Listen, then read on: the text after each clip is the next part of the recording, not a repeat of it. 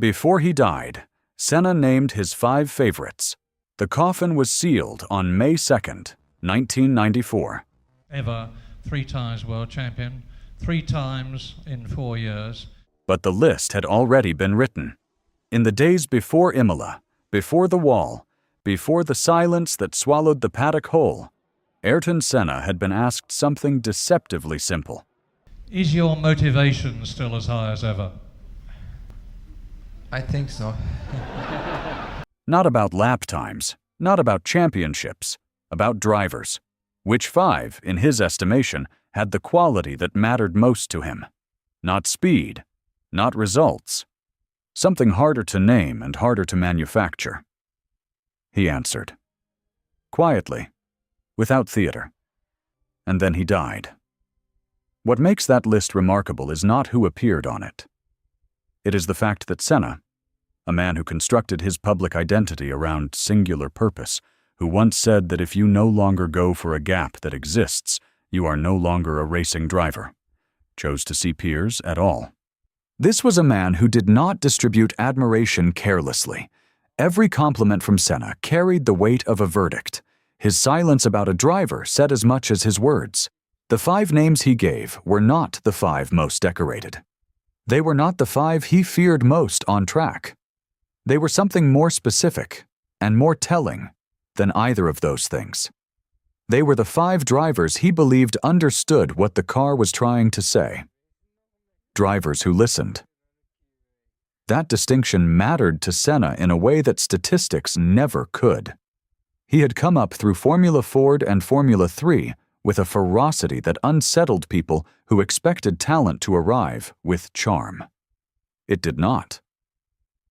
Talent arrived, in Senna's case, with an almost clinical intensity that his rivals mistook early on for arrogance. It was not arrogance, it was attention. He was paying a quality of attention to the sport that most drivers could not sustain for a single qualifying lap, let alone a career. By the time he reached Formula One with Toleman in 1984, the paddock already knew something was different. Not different in the way a fast driver is different. Different in the way a problem without an easy solution is different. His Monaco drive that year, charging through rain, hunting Alain Prost, closing the gap on every sector until the race was controversially red-flagged, was not the performance of a young driver making his name. It was a declaration. Prost heard it. He never forgot it. The relationship that formed between them would become the central tension of the sport for the better part of a decade. 2 men, structurally opposed. Prost, calculated, political, brilliant in his management of machines and men.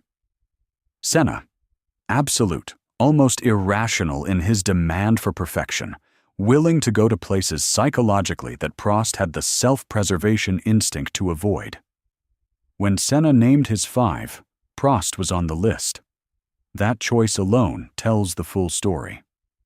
To name the man who had been his enemy, his nemesis, the architect of his most painful professional defeats, required a separation of the personal from the technical that was itself a kind of grace Senna did not forgive easily.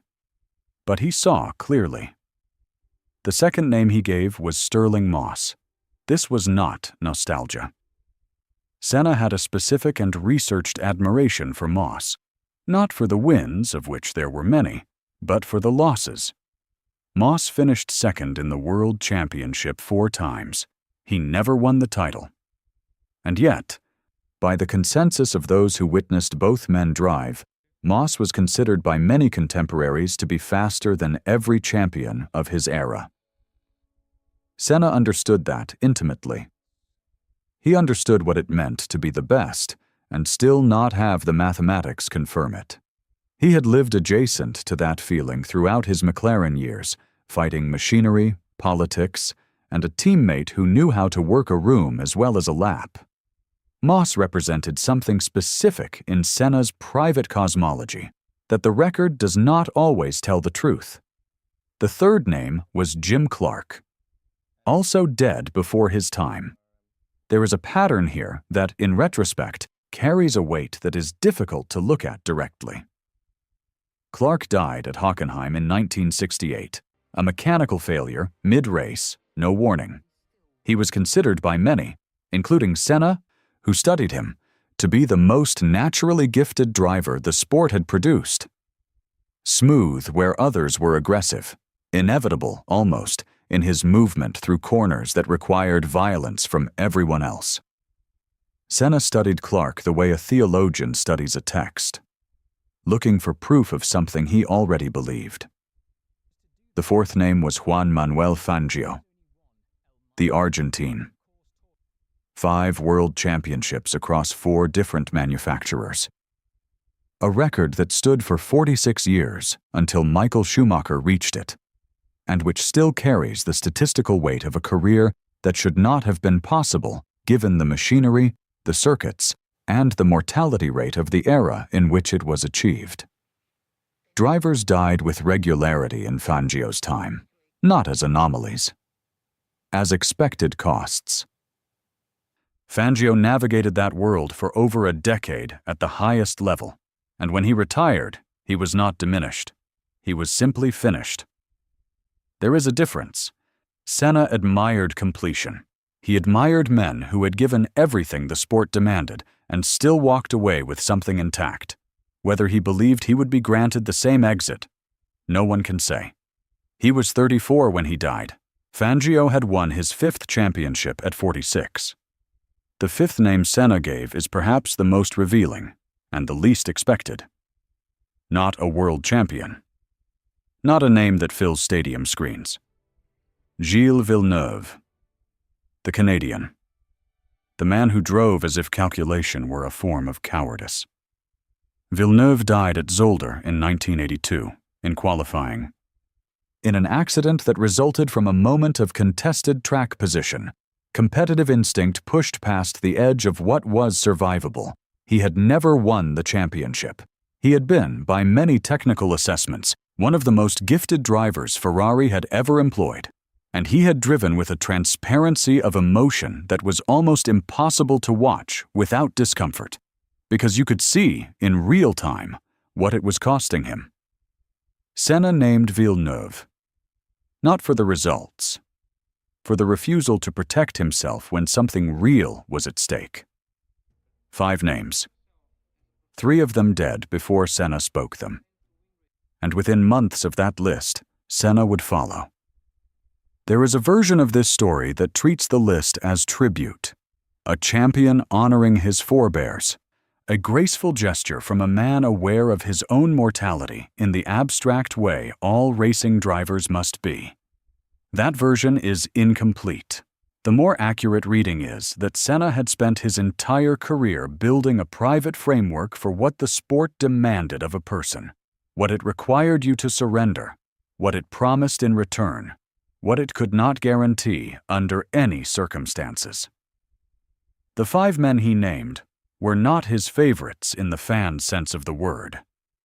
They were his evidence for a thesis he had been constructing since he was a child in São Paulo, watching cars on television and recognizing in the movement of machines through corners something that felt like a language he already knew. The thesis was this: that there are drivers who race and drivers who listen, and that the second category is both rarer and more costly. That to be truly present in a racing car, to feel what it needs, to respond before the instruments confirm the problem, to exist at that precise threshold where control and surrender become the same action, requires a quality of attention that does not switch off, that it follows you home, into sleep, into relationships, into the silence between press conferences and qualifying sessions. All 5 men on that list paid for that attention in ways the trophies do not document. On May 1st, 1994, at approximately 2:17 in the afternoon, Ayrton Senna's Williams left the track at Tamburello and struck the concrete wall at an estimated 145 miles per hour. The investigation into the cause has never been fully resolved. A steering column modification, possibly, a dropped tire pressure, A driver who may have been attempting to slow before the corner in ways the telemetry only partially captured. What the data confirms is the moment of departure. What it cannot confirm is what Senna was thinking in the seconds before impact. Whether he was calculating or simply present. Whether he was still listening to what the car was saying, or whether the conversation had already ended. The list exists. The names are documented. What Senna was building toward, a sixth season at Williams, a championship fight with Schumacher that would have defined the decade, the years that were supposed to come after, does not. The 5 men he named understood something about the cost of that kind of attention. He had understood it too. He chose it anyway.